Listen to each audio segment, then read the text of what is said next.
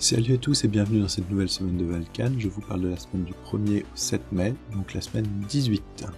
En premier lieu, la partie projet, donc j'ai eu quelques idées pour un jeu qu'on essaie de mettre au point, qu'on va sans doute nommer Horror Academy, en tout cas c'est le nom du projet pour le moment, donc c'est un jeu qui permet de jouer de l'horreur mais de manière très light en termes de système. On s'est pas mal inspiré de Trophy, de Cthulhu Dark, de ce genre de jeu et de Liminal Horror, et là je suis en train de réfléchir à avoir la possibilité de proposer plus de combativité au niveau des joueurs pour ne pas être complètement impuissant face aux différentes erreurs qu'ils vont rencontrer.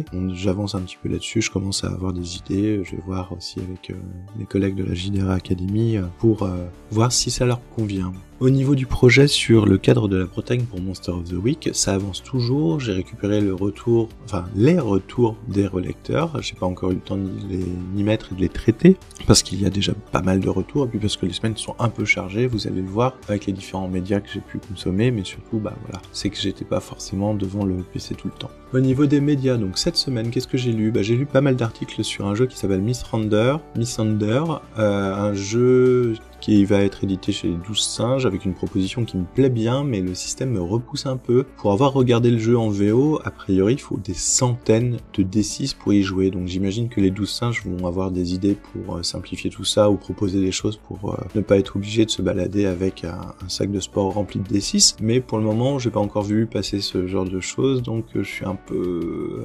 refroidi. J'ai terminé de lire un livre qui s'appelle Organiser vos idées avec le mind mapping, la 4e édition. Donc ce que je peux vous en dire, c'est que c'est un ouvrage intéressant qui explique un petit peu comment fonctionnent les mind maps, les cartes heuristiques. Donc moi c'est quelque chose qui me parle beaucoup parce que je cherche pas mal d'outils d'organisation de notes et d'outils d'organisation et de présentation de notes suite à des réunions et ce genre de choses. Donc le livre est pas mal, propose pas mal d'idées, explique un petit peu comment ça fonctionne. Par contre, le truc qui me bloque un petit peu, moi, c'est que ça présente les choses un petit peu comme si on pouvait directement extraire les infos essentielles en direct pendant les réunions, qui est rarement le cas, surtout quand nous-mêmes on a à intervenir. Pour en avoir discuté avec des collègues qui utilisent le mind map, c'est souvent plus un travail de mise au propre des notes qui fournit les cartes heuristiques, c'est-à-dire qu'on prend des notes sur des brouillons, etc.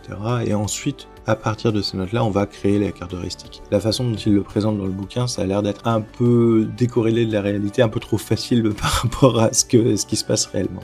Au niveau des médias visionnés, donc cette semaine, j'ai vu plusieurs vidéos sur Obsidian et la méthode Zettelkasten. Alors, c'est un peu toujours dans ma recherche d'organisation et surtout de réutilisation des notes. Je m'intéresse beaucoup à ce genre de choses puisque au fil des années, à prendre des notes à gauche à droite, j'ai accumulé pas mal de carnets que j'ai laissé traîner. Il y en a beaucoup que j'ai même pas réouvert alors qu'il y a plein de notes dedans. Donc je me suis penché depuis maintenant 2 ans sur une façon de pouvoir prendre des notes mais surtout de pouvoir les réutiliser derrière, ne pas prendre des notes juste pour prendre des notes et qu'elles prennent la poussière. Donc là-dessus, je suis tombé sur plusieurs méthodologies. Une méthodologie, moi, qui m'a parlé, qui est la méthode Zettelkasten, en fait, qui consiste à plusieurs choses, donc à découper les notes. On va avoir des fleeting notes, donc des notes temporaires qui sont les idées qui arrivent au fil de l'eau. On va avoir des literature notes, donc des notes de source, en fait, dans lesquelles on va prendre toutes les notes qu'on a pu prendre en lisant un livre, en lisant un article, en regardant une vidéo, et ensuite on va essayer de réduire ces notes, d'essayer d'en extraire l'idée extrême pour faire une note permanente.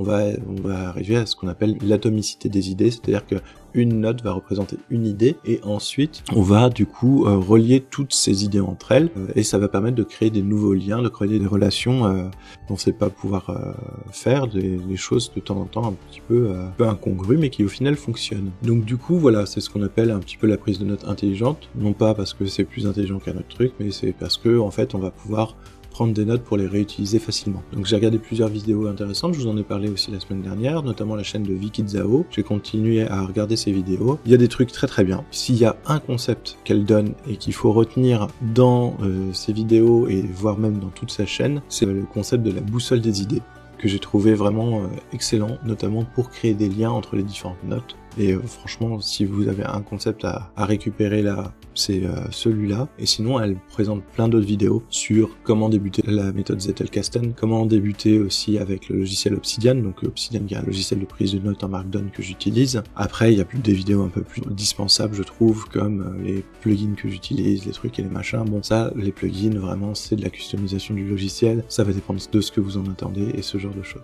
toujours dans l'idée de la méthode Zettelkasten et de Obsidian, j'ai recherché aussi un petit peu des vidéos sur les notes permanentes parce que du coup, il est réellement difficile de se faire une idée concrète de comment doit être présentée une note permanente. Chacun a sa méthode, chacun a son propre template pour les notes permanentes. Tout le monde va nous donner des templates pour, par exemple, les littérature notes, les fleeting notes, les bullet journal et ce genre de choses. Par contre, les notes permanentes, ça reste assez flou. J'ai trouvé une vidéo qui n'est pas vraiment, mais qui donne déjà pas mal de pistes sur les notes permanentes. Une vidéo un peu dans le même esprit où je voulais voir un petit peu comment d'autres personnes utilisent la méthode Zettelkasten. Donc là, c'est quelqu'un qui utilise la méthode Zettelkasten pour prendre des notes pour sa thèse. Et je trouve que cette personne-là définit bien les notes temporaires, les notes permanentes. Donc c'est plutôt intéressant. Autre sujet, donc toujours petite autre marotte de ma part, les vidéos de Major Mouvement que j'aime beaucoup. Je trouve qu'il a une énergie folle qui passe très bien sur les réseaux sociaux. Et donc il a fait récemment des vidéos que j'ai bien aimées, qui m'ont bien fait marrer. Une vidéo d'analyse notamment qui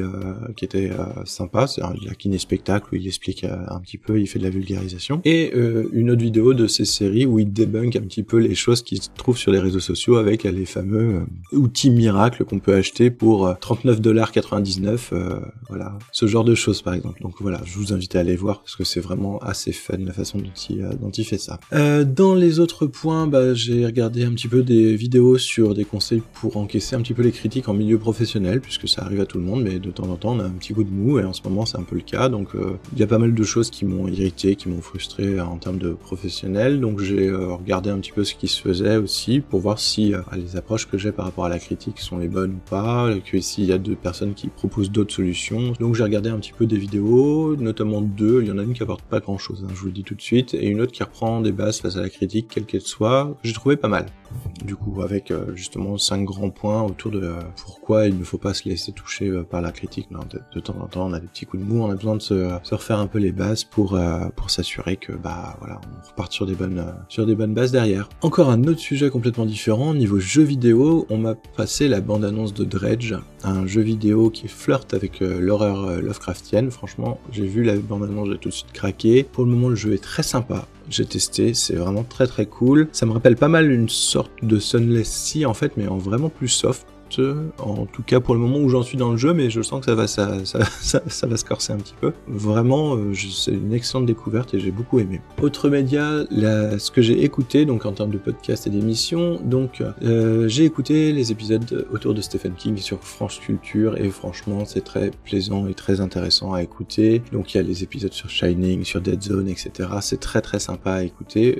Si vous ne connaissez pas, franchement je vous conseille d'y aller si vous aimez bien Stephen King. Ça creuse pas mal de sujets et on découvre pas mal de choses. Une petite pastille aussi qui est animée par Coup Critique, qui a été sur comment animer l'horreur folklorique, que j'ai trouvé très intéressante. Donc l'horreur folklorique, c'est un peu l'horreur, on va dire, qui se passe à la campagne, avec tout ce qui peut forcer un peu le trait, donc l'isolation au milieu des grandes étendues sauvages et ce genre de choses. Donc on retrouve aussi des thèmes chers aux horreurs Lovecraftiennes, ce genre de choses, mais on trouve aussi des trucs qui vont nous rapprocher de Massacre à la tronçonneuse et ce genre de film. Que la petite pastille du Coup Critique sur comment animer l'horreur folklorique est très sympa, je vous la conseille aussi. J'ai retrouvé un épisode que je n'avais pas écouté du podcast In Tenebris. Quel dommage que ce podcast se soit arrêté, c'était tellement qualitatif, c'était un podcast qui parlait de phénomènes paranormaux, etc., avec des témoignages, des interviews, une recherche sans prendre parti, savoir si c'est vrai ou non, mais il revenait sur les faits, et franchement c'était d'une qualité folle, et malheureusement ce podcast s'est arrêté, donc je crois qu'on est arrêté à 6 épisodes, et donc je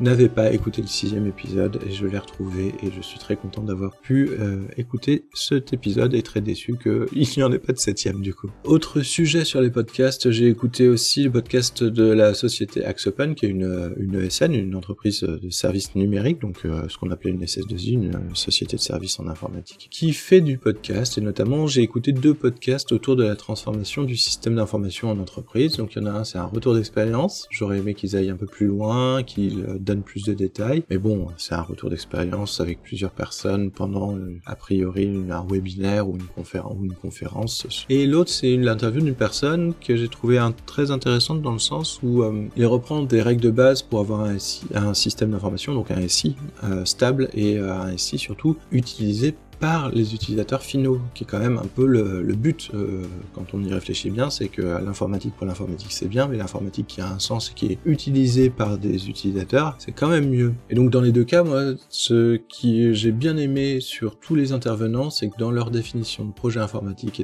et d'architecture, à chaque fois, ils prennent en compte le fait que ça doit avoir un sens aussi bien au niveau de la DSI, donc de la direction des services d'information, du système d'information ou des services informatiques, que pour l'utilisateur final, c'est-à-dire que pour la personne à qui on va dire, bah écoute, on te remplace Excel pour te mettre un nouveau logiciel, il faut que ça ait du sens pour cette personne, il faut que cette personne qui, ça fait 20 ans qu'elle est sur Excel, bah faut qu'elle retrouve des automatismes, faut qu'elle aille plus vite, faut qu'elle trouve une ergonomie qui soit plus simple pour elle, faut qu'elle retrouve vraiment des choses qui vont balayer tous les petits irritants qu'elle a pu avoir sur Excel et qu'il y a un vrai sens à la mise en place de nouveaux outils pour cette personne. Autre podcast que j'ai écouté, Je t'attends par Late Night Stories, un podcast de fiction audio très sympa, très quali, vraiment une histoire sombre, c'est l'autrice de l'histoire qui est aussi la lectrice, donc elle sait où donner le ton et autres, et en plus, franchement l'histoire est très très prenante, moi j'attends la suite avec impatience. Je sais qu'un nouvel épisode est sorti vendredi, j'ai pas encore eu l'occasion de l'écouter, donc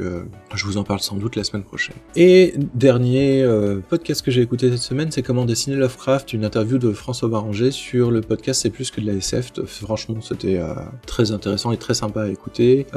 Ça m'a donné envie de prendre les livres de François Baranger, du coup, et de voir un petit peu ce que ça donne. Donc, je pense que l'objectif est atteint. Moi, j'ai trouvé cette interview assez pertinente et assez sympa. Voilà, c'était tout pour la semaine de Valkan, j'espère que ça vous a plu. Si vous avez des questions, des commentaires, n'hésitez pas à me contacter sur les réseaux sociaux, notamment Mastodon, et vous pouvez retrouver tous les liens dont j'ai parlé dans cet épisode dans la description du podcast. Sur ce, je vous souhaite une bonne semaine et à la semaine prochaine. Allez, salut!